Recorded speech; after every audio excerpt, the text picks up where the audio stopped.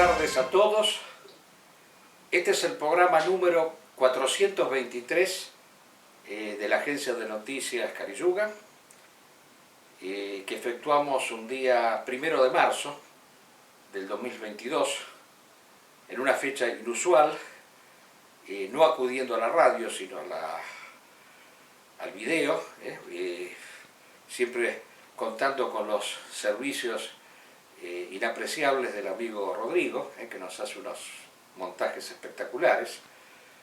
Y bueno, lo que pasa es que nos hemos adelantado un poco porque siempre analizando la crisis de Ucrania, esta temática de guerra de civilizaciones en su fase realmente llamativa y terminal, hemos querido anticiparnos porque los acontecimientos que están sucediendo en las últimas horas son cada vez más contundentes y dramáticos. Y yo no sé si quieres empezar tú, porque siempre empiezo yo a hablar, ¿no? A lo mejor tú quieres empezar y comentar algo del tema de Ucrania. Juan Manuel. ¿Cómo? ¿Quieres empezar tú a hablar del tema de Ucrania o prefieres que yo comente algo primero? No, comienza usted, entonces yo. Comienzo yo. Bueno, yo voy a dar una síntesis de las cosas esenciales. Si ustedes recordarán, en los programas anteriores, nosotros hemos dicho que ante la vacancia de la OTAN y de los Estados Unidos de intervenir para defender a Ucrania, del mismo modo que no lo hicieran en el siglo pasado cuando Rusia invadió Hungría o invadió Checoslovaquia o invadió Polonia, por la excusa de que pertenecían a su zona de influencia, estaban en la cortina de hierro de acuerdo al pacto de Yalta.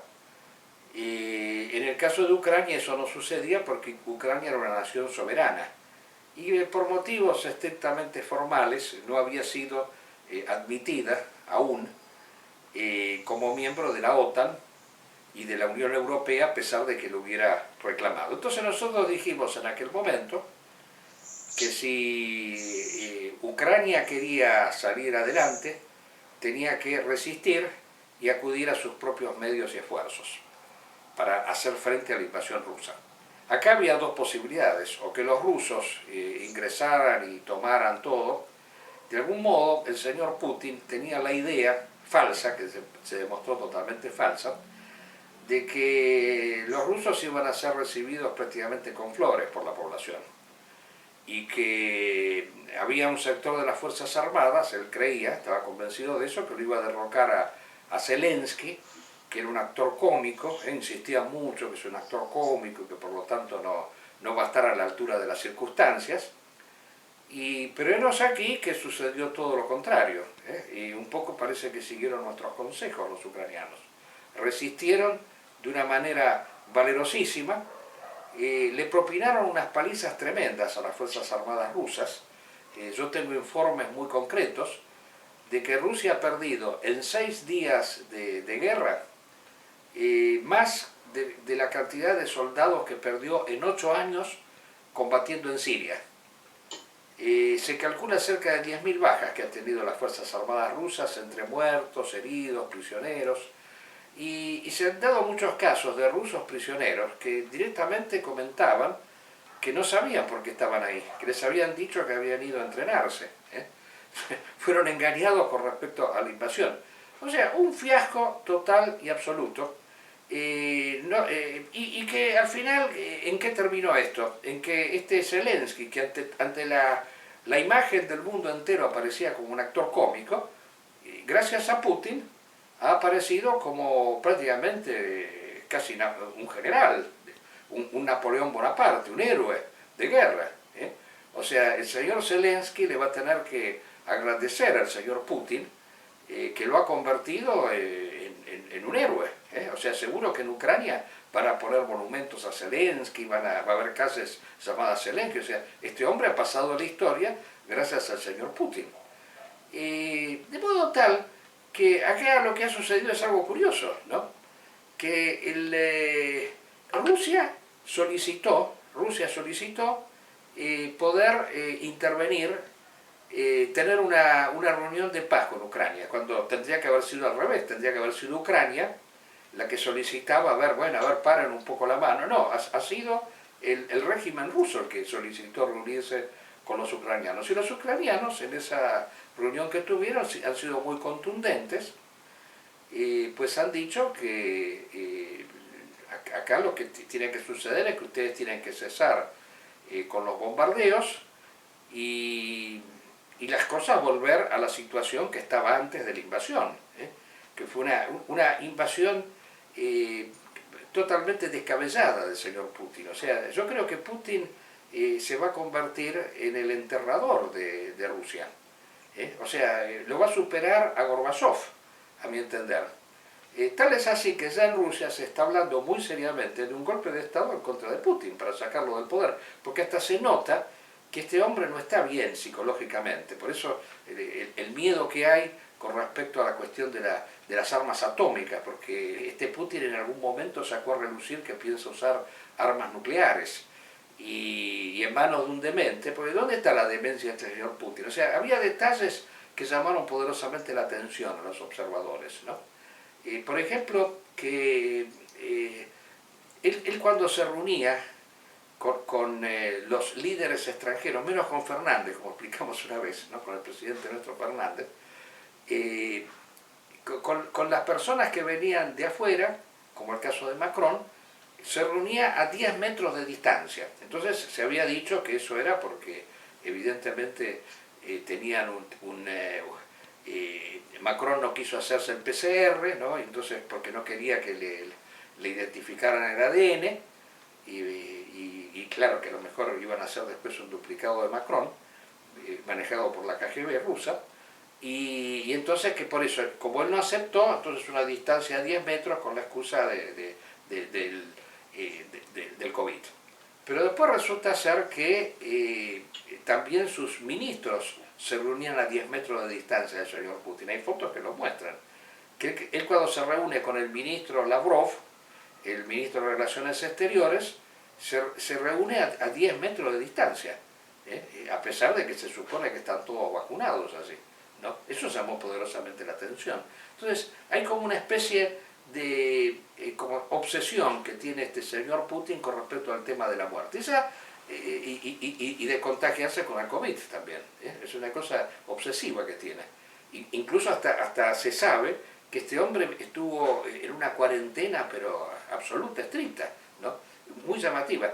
Y esto asociado desde ya a todas las sanciones económicas que cada vez son mayores, pero no porque Putin haya invadido Ucrania, sino justamente debido a que los pueblos del mundo entero se sienten con una empatía hacia el pueblo ucraniano, y entonces quieren ayudarlo de algún modo, aplicando sanciones en contra de Rusia, y sanciones de lo más duras que evidentemente van a generar en la economía rusa una crisis descomunal. Entonces por eso las versiones que me han llegado a mí desde Rusia son muy concretas, que hay directamente dentro, en el círculo de Putin, hay como una tendencia a querer desplazarlo del poder, debido a estos fracasos estrepitosos que está teniendo en Ucrania, y esto parece ser como una reiteración en la historia rusa, porque recordemos siempre, tú que eres un experto en la historia rusa, que cada vez que un zar metía la pata, estaban los boyardos que estaban alrededor que lo terminaban desplazando.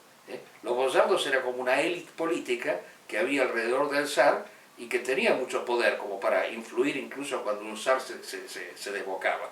Y esto es lo que está pasando con el señor Putin, que se ha desbocado totalmente. Y ahora, lo grave del caso es que este hombre está actualmente en un acto de desesperación, bombardeando a diestra y a siniestra toda Ucrania, las ciudades principales, Kiev, Kharkov y otras más, bombardeando población civil, haciendo en última instancia lo que el señor Putin hizo, y esto hay que decirlo en voz alta, con otros pueblos, porque Putin es un criminal de guerra que tiene que ir en algún momento al tribunal de La Haya y ser juzgado. Recordemos que él destruyó la ciudad de Grozny en la década del 90, cuando Chechenia se había declarado independiente. Hay otro antecedente de esto. Lo que pasa es que Chechenia pertenecía a la Federación Rusa. Entonces era como un secesionismo dentro de Rusia, lo de Chechenia. Chechenia declaró su independencia y la primera guerra la ganaron los chechenios, recordemos siempre este detalle, pero la segunda fue directamente estrepitosa. La ciudad de Grozny fue destruida literalmente. Esto hace recordar a lo que decía nuestro famoso político liberal Sarmiento respecto de la guerra del Paraguay, que decía, esa guerra la ganamos porque de los paraguayos no quedó vivo ninguno de 14 años para arriba.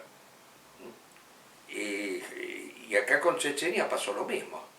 Yo insisto siempre con este cineasta ruso Sokurov, que hizo una extraordinaria película sobre la guerra de Chechenia, que ahora se me escapó el nombre, pero es un nombre de mujer tiene.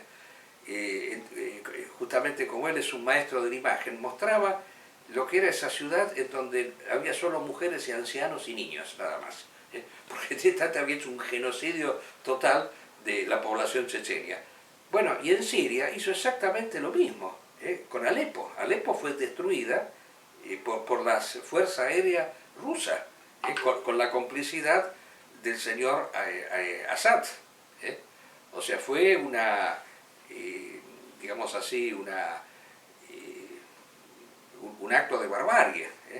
Entonces, claro, él creía, justamente, él no hizo lo mismo con Kiev, porque creía que los rusos lo iban a recibir con flores, iban a ser como hicieron en su momento los ucranianos cuando llegaron los alemanes a Ucrania, para liberarlos de la presión bolchevique, que los recibieron con flores.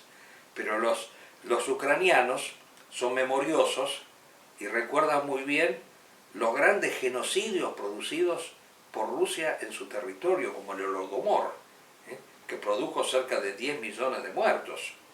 Esa famosa hambruna artificial generada por Stalin, que produjo 10 millones de muertos. Y bueno, y sin ir muy lejos, Chernobyl, que produjo una contaminación ambiental que todavía ahora se está viviendo a través de la contaminación de energía atómica. Bueno, así que estas son las cosas, que por supuesto yo lo veo positivamente. Estoy dentro de todo, dentro de la desgracia, me pongo contento, porque esto va a significar un giro muy importante en la historia. Yo estoy plenamente convencido de que si esto sigue así, todo es posible, puede cambiar la situación desde ya, pero aún si tomara Kiev o si tomara Kharkov, ahí tiene por delante una guerra de muchos años el señor Putin. Y esto va a ser peor que Afganistán, porque recordemos, algunos comparan con Irak, pero Irak lo ocuparon enseguida. Y eso que Saddam Hussein tenía un ejército interesante, armado por los norteamericanos. Y fue un error porque, claro, la resistencia fue lo que sirvió después, que hizo que Estados Unidos se fuera. Bueno, pero acá no han podido ocupar el país, eso es lo interesante. Y ya llevamos 6 días de guerra. Y no hay perspectivas de que se los llegue a ocupar, no existen esas perspectivas inmediatas. Bueno, así que esa es la situación que yo percibo. No sé tú qué dirás al respecto, ¿no? Si te parece que hay algún detalle que se me ha escapado, ¿no? ¿O tienes algo para decir, para agregar? No, yo creo que Putin calculó mal su ataque a Ucrania, creía que rápido el presidente iba a huir del país, que habría mucho colaboracionismo, porque él como que tiene una visión ahí de estas provincias del Donbass, de Lugansk, donde hay una mayoría rusa que de alguna manera apoya al gobierno ruso, aunque siempre entrevistan no a los que apoyan, no entrevistan a los que no apoyan, pero más allá de eso... Si me permitís una pequeña aclaración. Creo que... Sí. Mirá, aún Zelensky es de origen ruso. El presidente Zelensky, tal es así que cuando Zelensky se dirigió al país, después habló en ruso, porque se dirigió al pueblo ruso, que lo maneja perfectamente. Así que no todas las personas de habla rusa que hay en Ucrania son prorrusos, eso es algo que hay que saber. Así que no todas las personas de esa región del Donbass están con Rusia. Adelante, sí. Bueno, y yo creo que lo que más más se equivoca Putin es que realmente creía que Ucrania la podía tomar sin disparar un solo tiro, y se equivocó. O sea, por un lado porque hay un ejército que quiere mantener su autonomía, ¿no? Su autonomía como nación, después de todo lo que usted comentó que ha sufrido Ucrania durante el siglo XX y este siglo. Putin sigue pensando como si fuera una autoridad comunista del Kremlin, de que todas las provincias tienen que ser serviles al Kremlin. Por eso también ese desastre demográfico que hay, porque las provincias que existen, o esos estados, fueron dibujados por el poder soviético, y bueno, por eso Donbass y Luhansk son parte de Ucrania, aunque tienen mayoría de ucraniana, y en otro lugar donde hay población ucraniana pertenecen a otro lado. De ese diagrama, como hicieron las potencias europeas con África. Eso hizo la Unión Soviética. Se está entrecortando un poco. La Unión Soviética destruye el primer intento de crear un Estado-nación ucraniano, que fue en 1919. O sea, ellos lo destruyen. Bielorrusia también. Ellos también, después de la caída del zarismo, empiezan a pensar en crear Estados-nación. Porque Rusia nunca tuvo Estado hasta la caída del zar. Y nunca llegaron a tenerlo, porque apareció el comunismo. Esos son elementos muy importantes del desarrollo. Y Putin creía que Ucrania se iba a rendir porque yo creo que cree él que piensa repúblicas soviéticas, de que si entran los tanques del Kremlin tienen que agachar la cabeza, es el Kremlin. Pero Ucrania ya maduró, ya quiere otra cosa. No quiere que le impongan un dictador de 20, 30 años como Lukashenko en Bielorrusia, no quieren tener uno así en Ucrania. Hay otra mentalidad, la del ucraniano. Una mentalidad que es mucho más sana, digamos, y abierta a un mundo distinto a lo que fue la cortina de hierro del comunismo. Y Putin sigue manejando sus provincias. Se ha cortado la comunicación. Se corta la comunicación, Garazalde. Sí, a ver si puedes resolver eso, porque se corta un poco la comunicación. Se entrecorta. Se entrecorta, sí. Ah, qué bacán. Sí, a mí también la suya, yo me encontré cortado. Sí. Bueno, creo yo que Ucrania está para otro cambio, y sigue creyendo que vive en la época del imperialismo, que sigue rigiendo Yalta, o sea que los norteamericanos intervienen en su eje político, y Rusia interviene en su eje político, y no se pueden cruzar ambos ejes, entonces así reinaría. Pero no, la Unión Soviética perdió la guerra, la Unión Soviética es un país más del sistema internacional, y hoy está probando, y eso es muy interesante para tener en cuenta, porque siempre fue Rusia y Putin la falsa opción para los grupos nacionales, para los que sueñan con caída del atlantismo, siempre fue la falsa opción. Exactamente. Es un tema que vamos a tratar. Hoy que lo tenemos presente, hemos visto que el sistema internacional se cerró como una herradura sobre Rusia y la devolvió a la edad de piedra prácticamente. Es impresionante esto, pero hay que tenerlo en cuenta, muy presente, porque para algunos quedar así excluido del sistema internacional, para una nación tradicionalista, con otra visión de la economía, con otra visión de la moneda, sería más o menos la apoteosis, que a uno lo abandonara, que lo dejaran vivir solo, que no tuviera que depender de la bolsa de valores, de cuántos los commodities, de las importaciones, sería algo bárbaro, ¿no?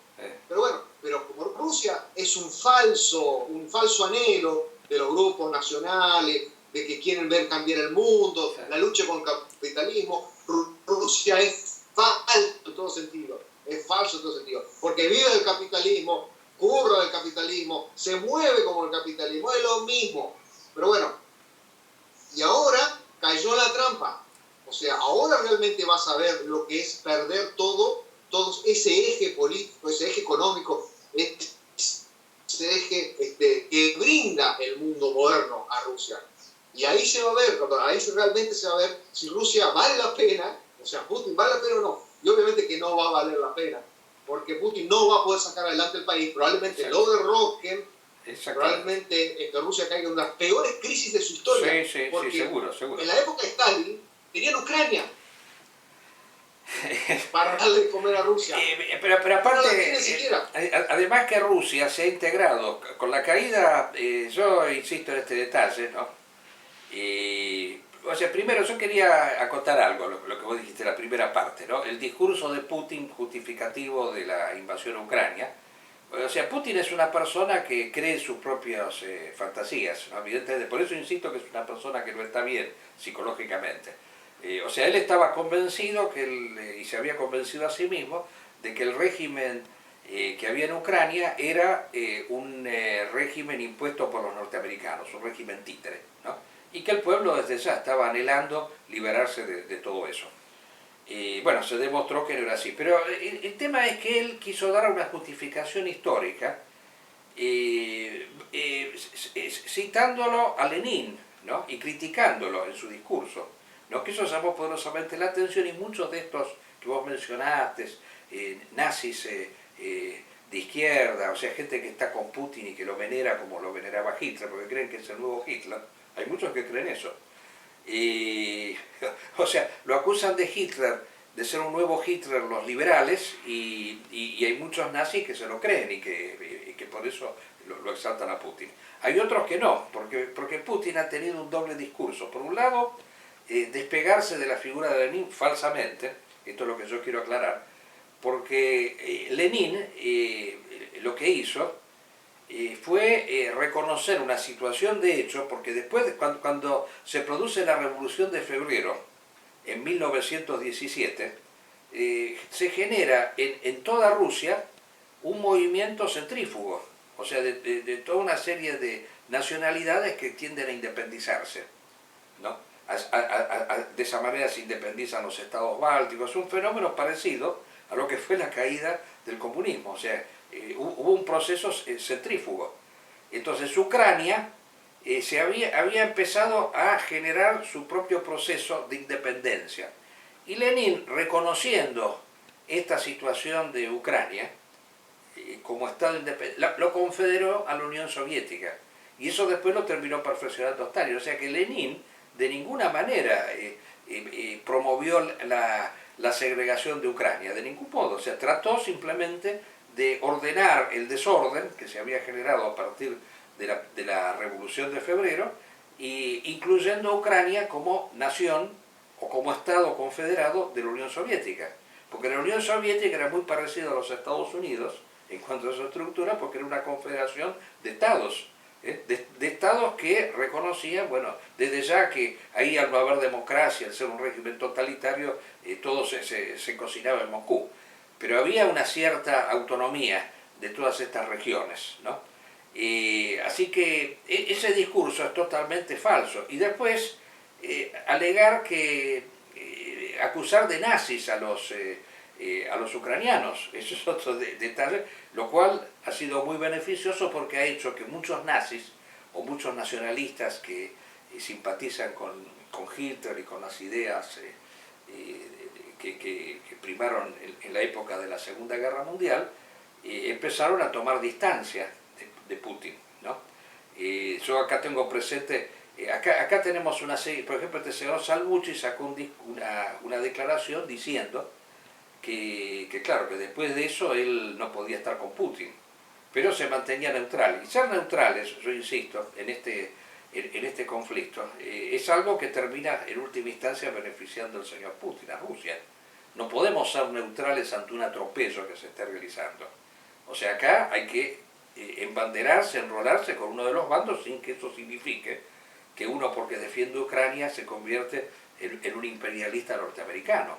Cuando por otro lado bien sabemos que Estados Unidos no ha intervenido en Ucrania. Lo único que ha hecho fue mandar ayudas, ¿no?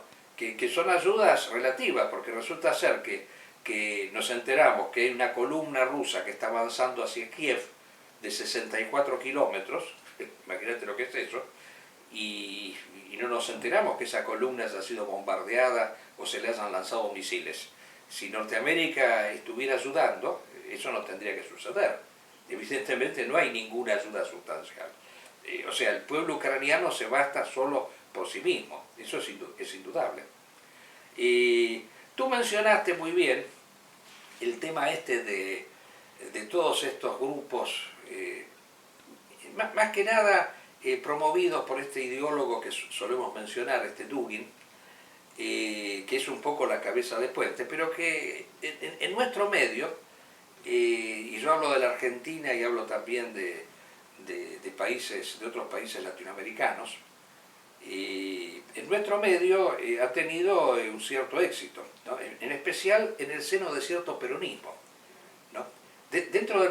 Recordemos que el señor Dugin fue traído a la CGT a hablar por sectores de la dirigencia sindical argentina. Esto es importante. En el discurso que él da en la CGT estaba el jefe del sindicato de los judiciales, Piumato. O sea, estas cosas no se dicen. Se habla tanto de que Fernández fue a visitar a Putin y todo demás, pero lo que no se dice es la gran, digamos así, afinidad ideológica que se quiso establecer con el señor Putin a través de este ideólogo Dugin, a través del sindicalismo peronista que tenemos en la Argentina, que es un sindicalismo oligárquico, que yo creo que por eso principalmente encuentra una gran afinidad con el señor Putin. Porque acá hay que decirlo de una vez por todas, aunque yo sea reiterativo, pero no voy a cansar de decirlo. Cuando se habla de comunismo,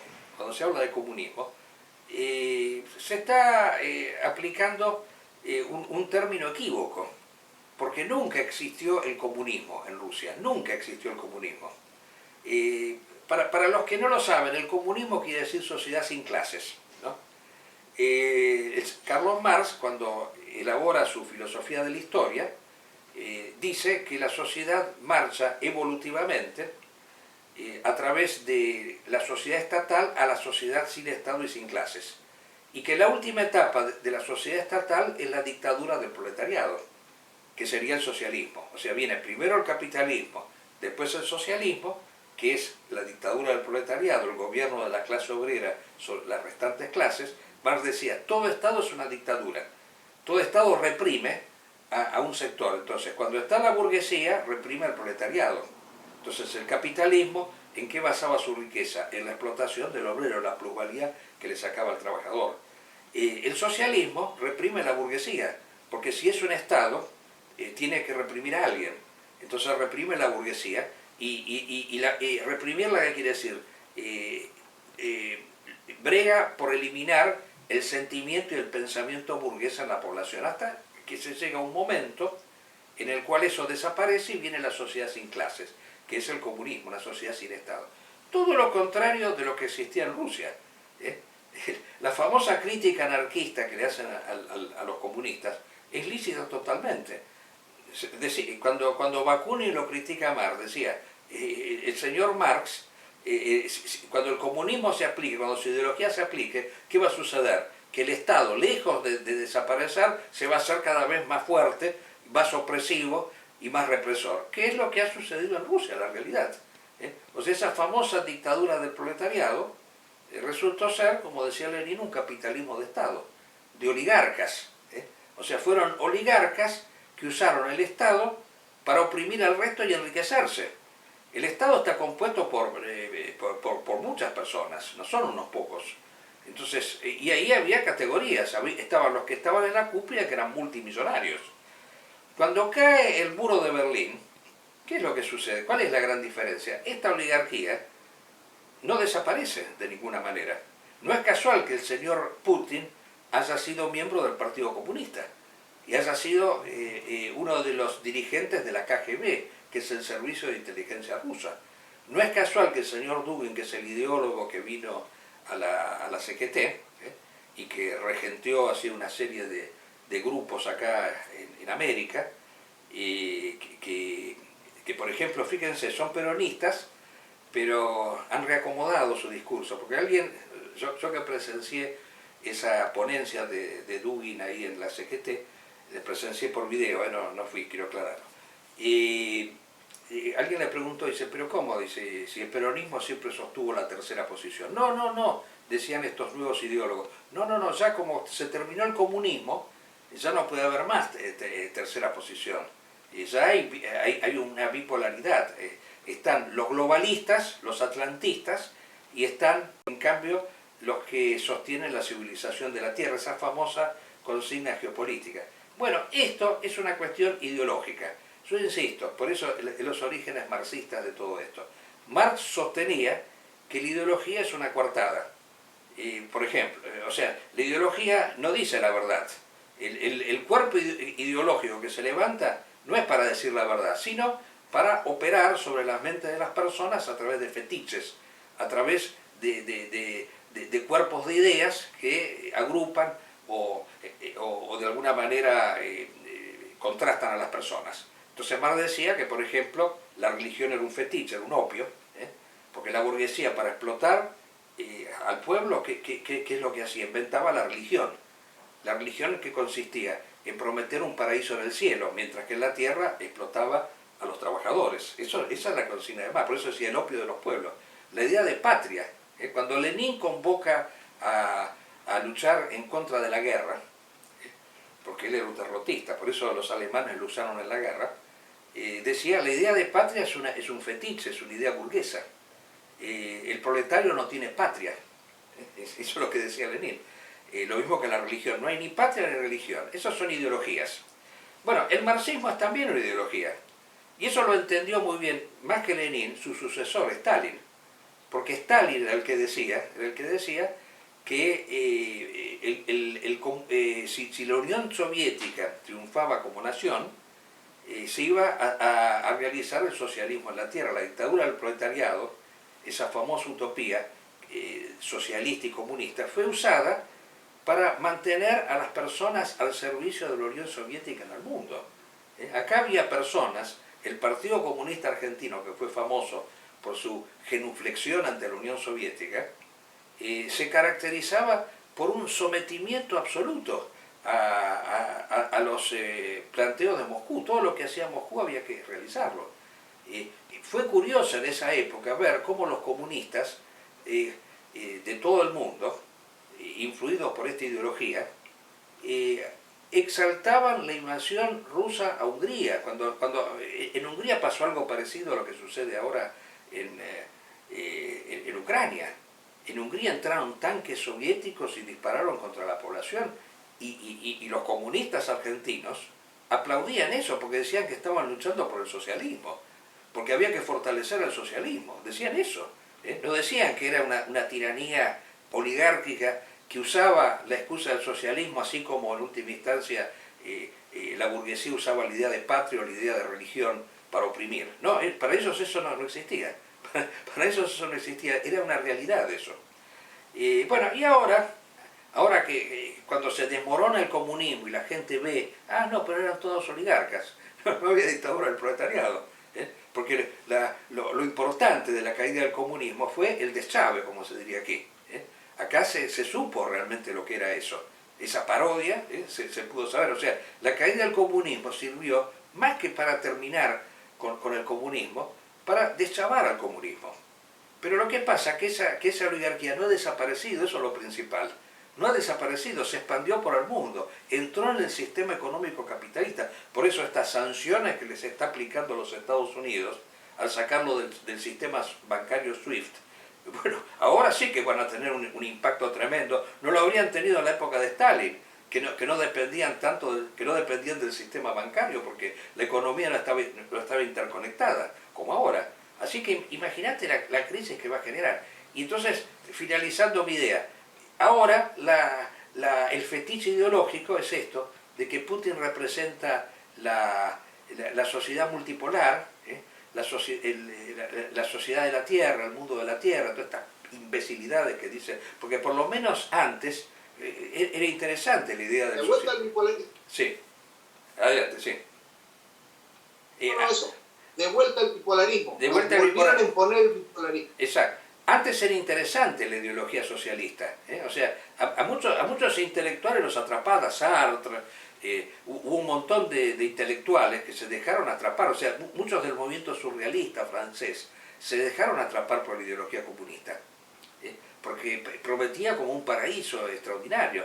Pero ahora es algo ridículo todo esto. Es algo que, ¿cómo uno tiene que creer que este señor Putin, que pertenece a una tradición sanguinaria y repugnante, pueda propinarle al mundo o producirle al mundo un sistema multipolar. Es todo lo contrario. ¿Por qué no? Él demuestra que no es multipolar invadiendo Ucrania. Muy simple eso. Porque quiere que Ucrania pertenezca a su polaridad. Si él fuera multipolar, tendría que admitir que haya estados independientes, soberanos, que resuelvan por su cuenta. Tendría que ser democrático en esa. Pero él no lo es, porque él pisotea la voluntad del pueblo ucraniano, que ha votado a esos gobiernos, evidentemente.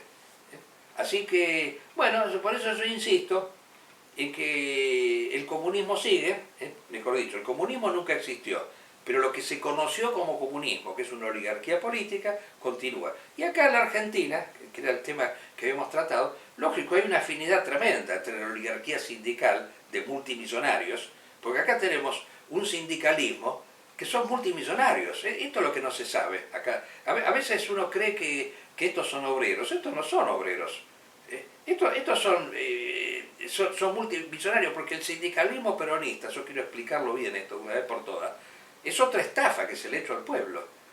Hay un famoso discurso que dio Perón en la Bolsa de Comercio, antes de ser presidente, que fue muy interesante. Ese discurso habría que enmarcarlo.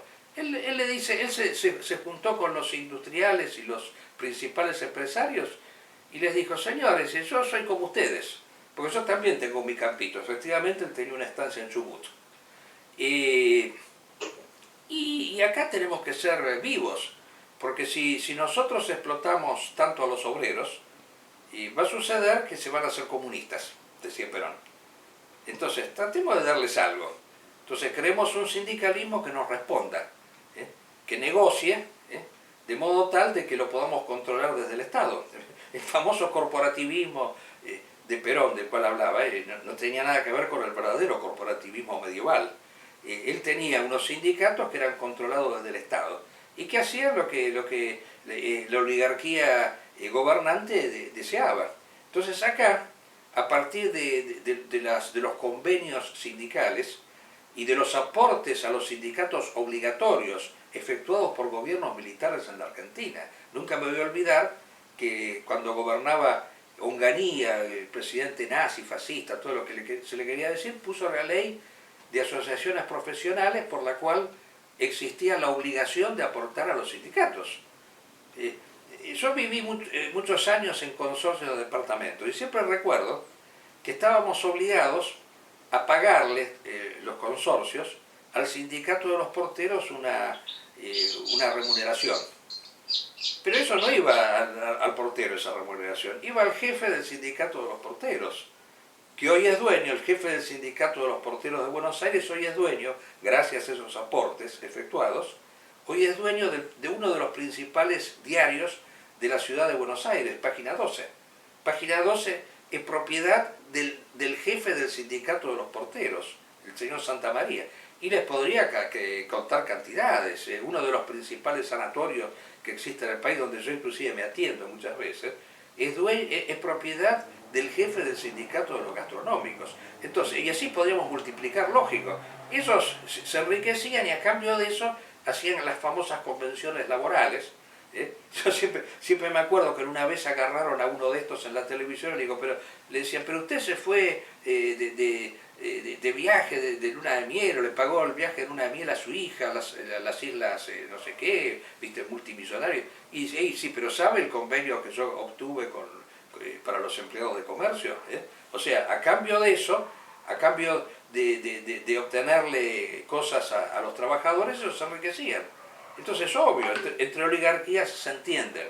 Por eso son prorrusos, porque son oligarquías que se entienden entre sí y obviamente les permiten algún tipo de negociación. Pero esto se va a terminar ahora. Todos estos euroasiáticos, que vienen tanto del lado nazi como del lado católico, porque la CGT ha tenido siempre el sindicalismo peronista regenteado a un sector católico nacionalista, que viene de Tacuara, del movimiento Nueva Argentina, en fin, esos grupos vinculados en su momento al padre Membiel, pero los tenían como fuerza de choque en contra de los comunistas.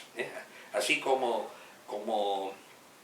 Perón decía que había que enfrentar al comunismo a través del sindicalismo, los sindicatos, para evitar que los comunistas progresaran, tenían sus grupos, sus fuerzas de choque. Y estas fuerzas de choque son los que le dan al sindicalismo, digamos así, esa estructura ideológica que se vincula con este pensador ruso Dugin, que es en última instancia el emisario de Putin. Bueno, esto se va a terminar. Cae Putin, se termina toda esta parodia de los euroasiáticos acá en Argentina. Bueno, no sé si quieres agregar algo más, porque me parece que nos estamos ya excediendo.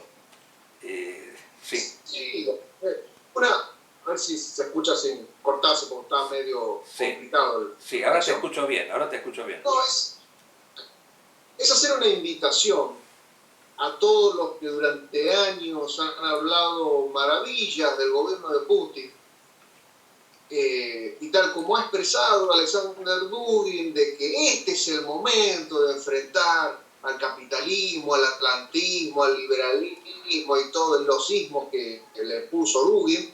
Este es el momento en que se ve el momento clave. Entonces invito a todos los que durante años han apoyado a Dugin, a Putin, que se llena la boca con su cuarta teoría política, que vayan a Rusia. Exacto. Que vayan a ese paraíso. Algunos fueron como voluntarios, ojo, hay algunos que fueron como voluntarios a luchar por los rusos, ahí de todo, que cosa increíble. Porque usted está yendo voluntario a todo el mundo. Ahora convendría que vayan voluntarios a Rusia. Sí. Y que no sean como los que hablan de Fidel Castro, de Cuba, pero nunca se fueron a vivir a Cuba. Parece mentira que tenemos que volver a ese argumento. Cuando yo me acuerdo que en el siglo pasado, cuando los comunistas ahí hablaban maravillas del comunismo, uno le decía, pero ¿por qué no se van a vivir allá? Bueno, a estos tipos habría que decirles lo mismo, pero ahora no va a poder ser porque todo pinta que este señor Putin se va a tener que ir, así que no sabemos el que va a venir después. Así que, en fin, la cosa da para mucho y vamos a tener novedades muy próximamente. Bueno, hasta el próximo programa, si Dios quiere.